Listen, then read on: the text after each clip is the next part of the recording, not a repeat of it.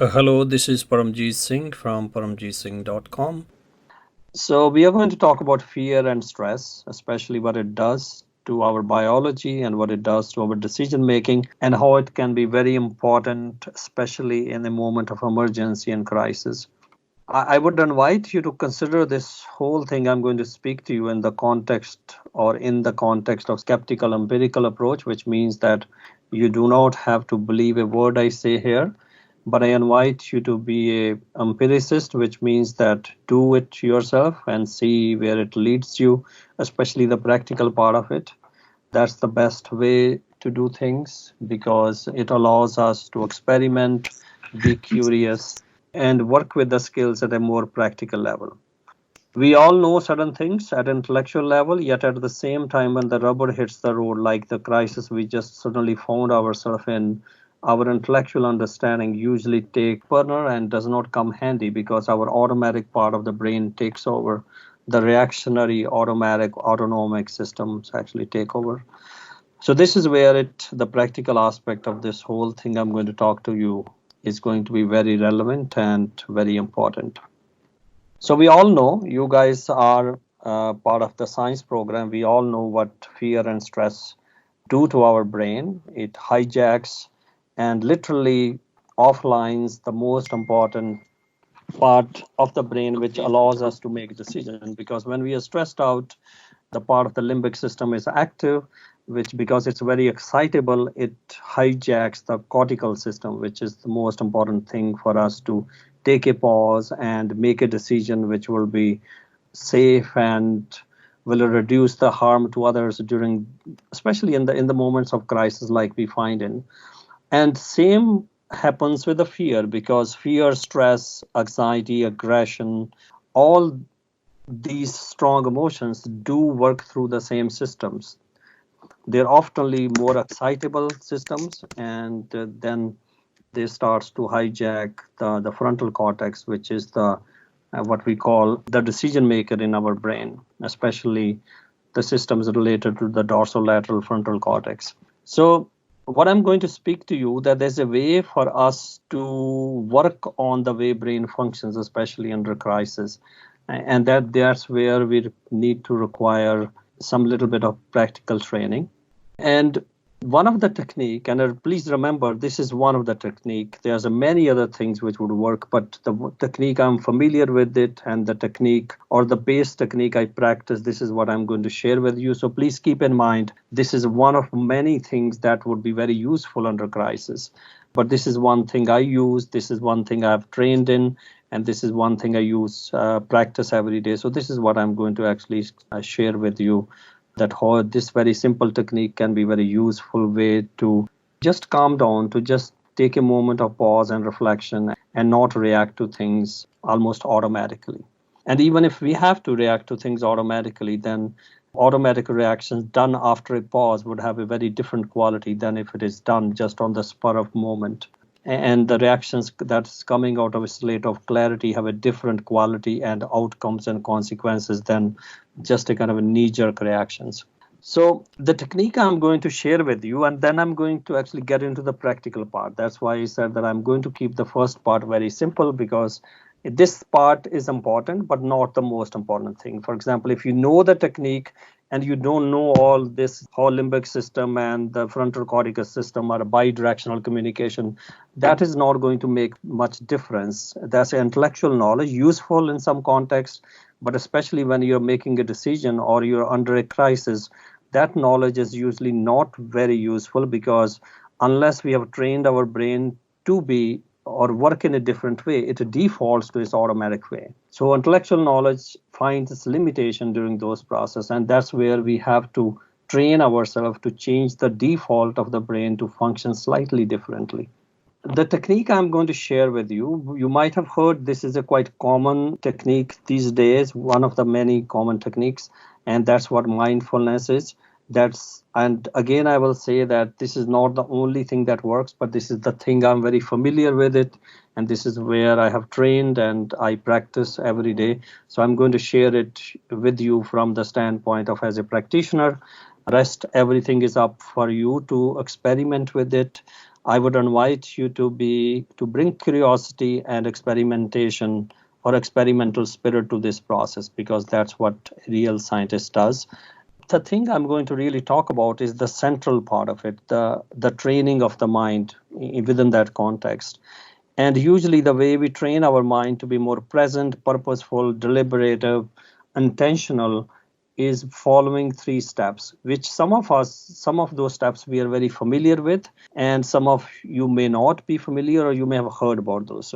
So the first step of being trained in being present, especially at a very experiential level, is to observe, which we are all very much familiar with that, because we all observe. When even when you read, you have to observe, and then that will create its own experience. So the first step is observe, but there's a slight differences here.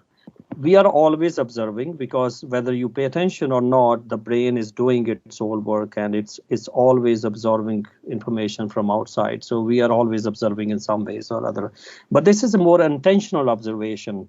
And that's the first step. Observe whatever is happening in front of you. So that's the first step.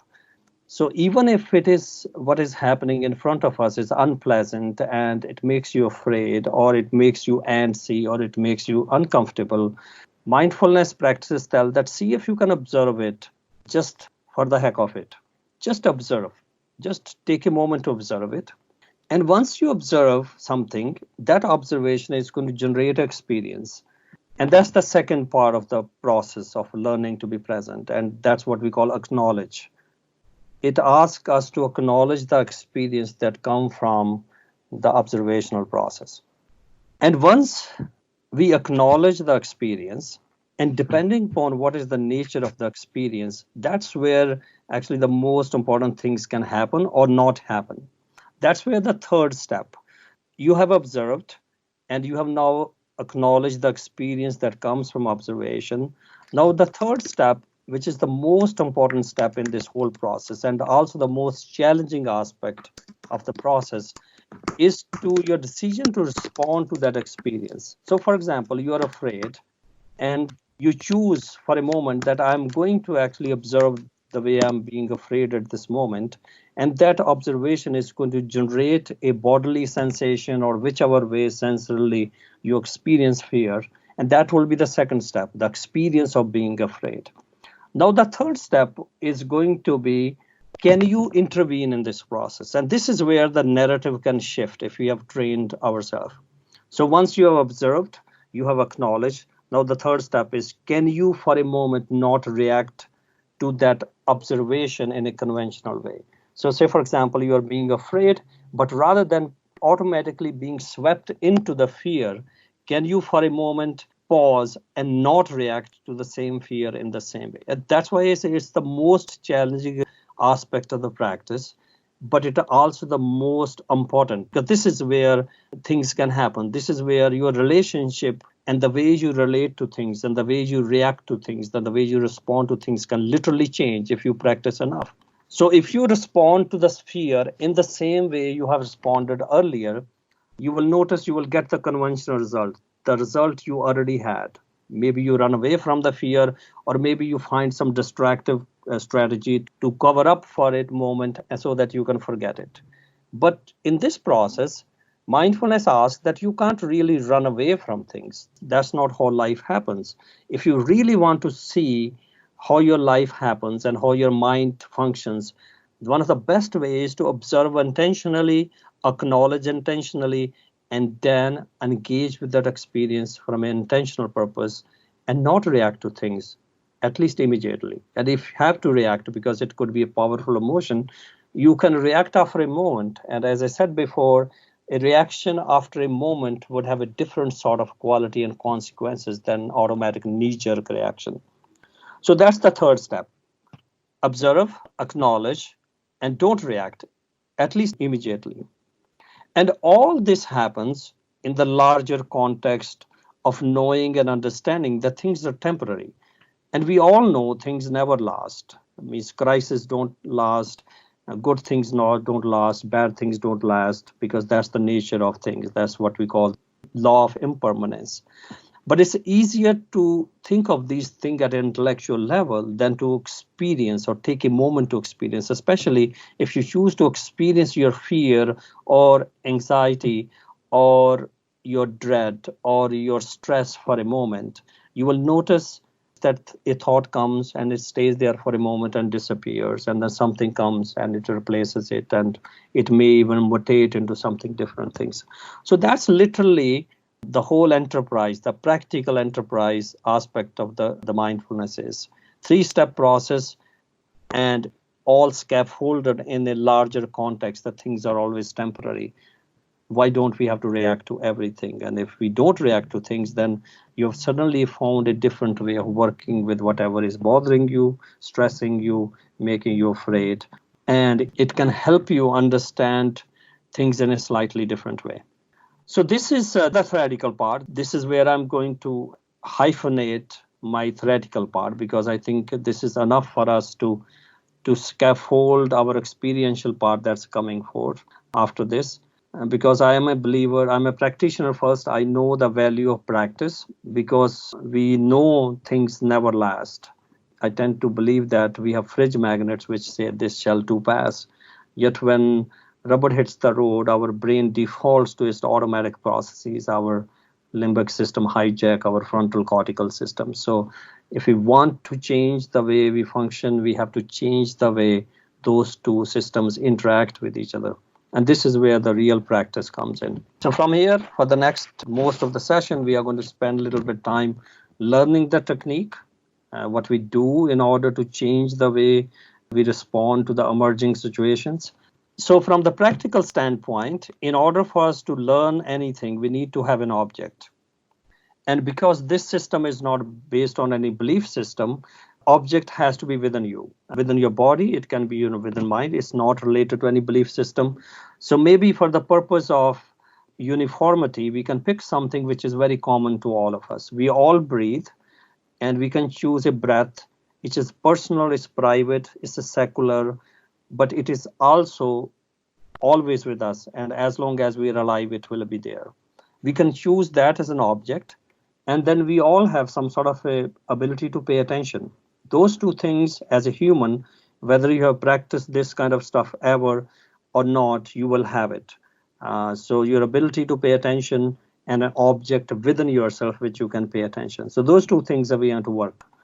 And then the third thing we need for this whole process is a observation post. So you have an object, which is we all, for the purpose of our this exercise, is our breath, and we have an ability to pay attention to the breath. And then we are going to pick a place in the body where we can observe the breath. And again, for the purpose of uniformity, we can maybe pick our stomach as a way to observe it. And that's what we are going to do. So this is the first step of what we are talking about, observe. So bring your attention to the breath. Sit whichever way you want to sit, remembering you don't have to sit in a particular way. If you want to lie down, lie down. Just be curious and experimental for the next little while. If you have done this kind of work, you might be familiar with it. If you have not done this kind of work, you can play along. Just be curious and have that kind of experimental spirit in you. And just for that few moments, observe your breath. This is the most basic thing body does on its own to keep us alive. Breath comes in and it goes out, comes in, goes out, comes in, goes out. Your task is to just notice the breath on the observation post without any expectation. Just be a scientist here. Scientists do not look for particular results. It is open-minded, or he or she is open-minded and is willing to accept whatever shows up in response to his or her curiosity. So just use that kind of approach here. Your task is to simply focus on this incoming and outgoing process of breathing. And that will help us understand the first aspect of the training, the observation part. You have an object and you're paying attention to it. So just that. Please do not, there's no expectation that you will be relaxed or not. There's no other expectation. Just notice what happens when the breath comes into your stomach. Just notice. And you may find there's a sensations associated with the breath coming into the stomach. There might be some thoughts, there might be some other experiences. Just notice it. Be curious about it. Don't worry about relaxing or not. You let the body does what it does the best. It knows how to relax. This is our way of getting out of its way. You focus on the breath. And you don't have to worry about if breath comes long, short, this way or that way. It comes and goes whichever way it wants to come and go. You will notice that after a few moments, this observation is going to start creating an experience in your mind. So that's where that experience may be pleasant and that experience may be unpleasant. That experience may be occasioned by your thoughts, emotions, feelings, all the things you have to do, all the things you're worried about. And that's where the second part of the practice comes in. Instead of running away from that experience, especially if it is unpleasant, see if you can acknowledge it. It's already there. It's there in your mind, whether you like it or not. Just because you want to brush it away doesn't mean that it is going to go away. So instead of brushing it away, resisting it, fighting it, be courageous to just acknowledge this is what is happening in this moment. That's the acknowledgement part. And the third part is see if you don't react to the same experience in the same way you have done in the past.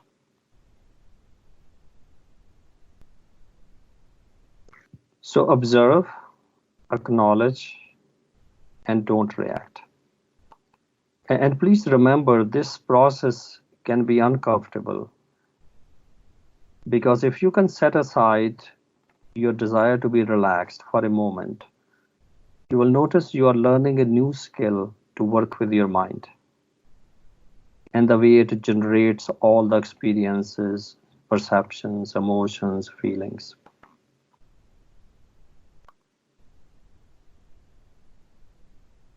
So now that we have somehow found this or become familiar with this process, we are going to add a couple of things. We're going to add an anchoring point to the whole process so that mind can stabilize, so that our attention can stabilize. What I invite you to do is that the next time you breathe in, we are going to start counting from 9 to 1 like this. Breathe in, 9. Breathe out, 9. Breathe in, 8. Breathe out, 8. Breathe in, 7. Breathe out, 7. And so on until you reach 1 without interruption.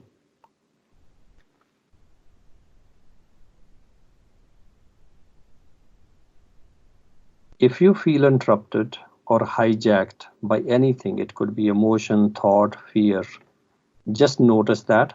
That's the acknowledge part. Don't react to it in the same way. And come back to the breath and start the process once again from the beginning.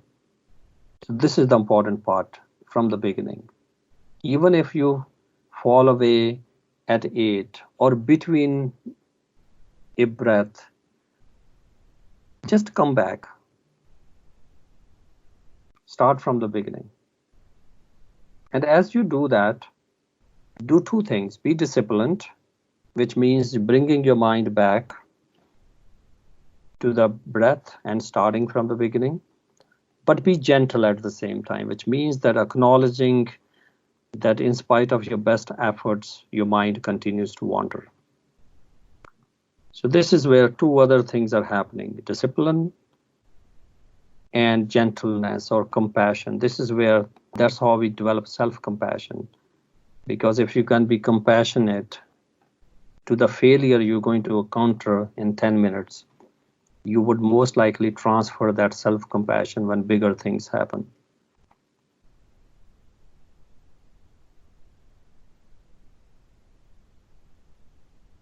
So please remembering, you're not trying to create any special state of mind. You're not trying to create any exotic state of consciousness. You're simply working on two capabilities each one of us has. Number one, our ability to pay attention. Second, our ability to monitor, contemplate, and understand the nature of experience that come from paying attention. Those are the two qualities we are working on. And it is all happening in the present moment. You notice if you can keep attention to your breath, you are already present.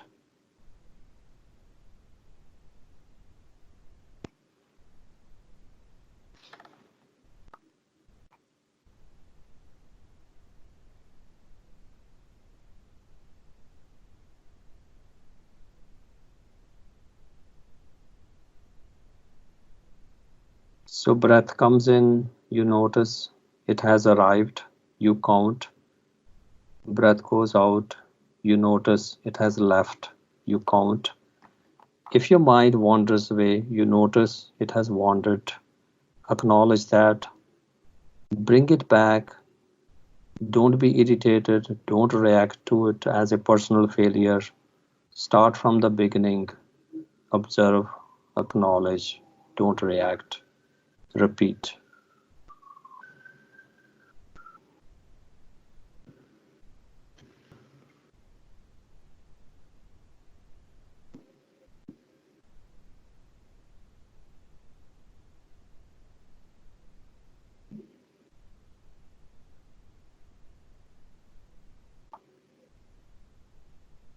So take 2 more breaths.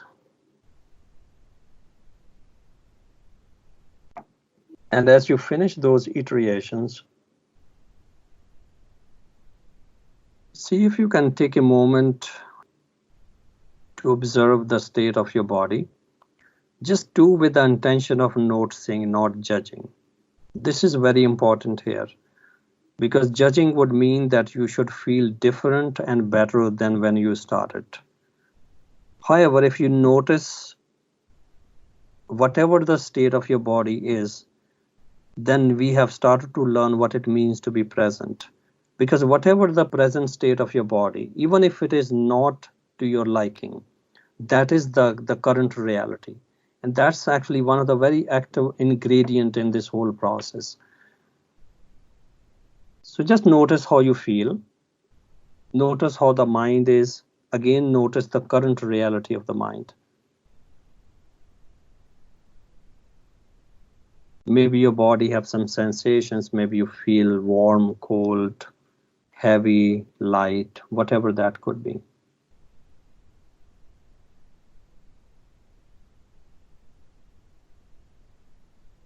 And then come back. Now, this is essentially how we would start and practice. And these practices are very minimalist. Sometimes that's way they can be deceptively simple, but very difficult to work with, because we are simply changing or trying to change the structure of our mind, which has been established through habit formation throughout our lifespan.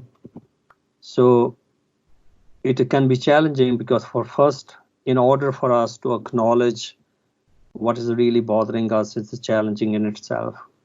And then changing our relationship to that is challenging in itself. So in our society, I want to actually quickly put it out. We have made mindfulness practices as a kind of a system to relax. In fact, that's a secondary aspect of it. The real meaning of these practices is to develop a state of clarity. And whenever you act from a state of clarity, you're able to do whatever is necessary to do. And nothing is more important than when you are in a crisis, so that you don't respond to emotional states in a way which hamstring your decision making. You don't also underplay. The idea of mindful acceptance is where we acknowledge the current state of reality without either minimizing it or exaggerating it. And that gives us a powerful incentive to make a decision which is beneficial to all the stakeholders. So from a more practical standpoint, If you notice what happens if you don't respond to the same thing in the same way repeatedly, you will notice that you come to understand your habit patterns. Some of those habit patterns are going to be positive and you will continue to nurture those. Some of those habit patterns during this observational process, you will notice are not very helpful. They may be harmful too. Then you start to shift them to more positive side. And that is the practical value of this. It's just simply, if you want to put it that way, identifying and recognizing a set of old habit patterns we run on, and then changing the habit patterns which are not helpful and nurturing the one which are helpful. That's another way to explain this whole process. And if you keep on doing it, you're recruiting the neuroplastic nature of the brain, and slowly, with the practice, the structure of your mind actually starts to change. And with that, your responses and your relationship and your reactionary system changes. I'm going to pause here just to give you an opportunity if you have any questions and clarification, because this is essentially what the technique is. Observe, acknowledge, don't react. And the reason why we work with this way is because you are the common denominator in everything. If you start to pay attention to your breath for 5 minutes and 10 minutes or 15 minutes, you will start to notice your whole life story starts to unravel in front of you. All the things that bothers you, all the things that worries you, all the things that keep you sleepless will show up in your mind when you're paying attention to your breath. And if you can shift your relationship to all the things that bothers you in your mental space, then when those things meet you outside in the life, you've already changed the way your mind functions during those conditions. So the change starts inside, and then when it meets the real life, it automatically kicks in because you have now formed a new habit. So I'm going to pause here, and if you have any questions and clarification, please type it out or speak up, whichever way. Please remember, in spite of all the resources you would have outside of you, one of the greatest untapped source we all have within us is our mind. And this is the instrument or the interface we use to interact with the outside world. It is the one which makes decision for us. It is the one which allows you to see things in certain ways. It's the one which freaks you out. So having it clear, non-reactive, deliberative, purposeful, and intentional can be a resource within yourself which can come handy at any time. And remembering that you can be constrained in the physical aspect. For example, now you can't go outside. A lot of things you can't do. But in any given circumstances, your mind is always there. And this will be the last thing that goes even when we die. So spending some time every day, and I say this as a practitioner, might be a best investment or one of the best investment you make.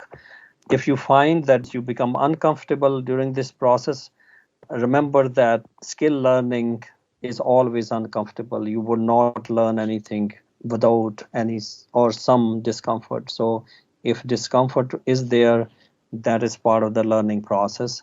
If you let go of the idea that it has to be relaxing, you will notice relaxation happening from a state of clarity and peacefulness and contentment.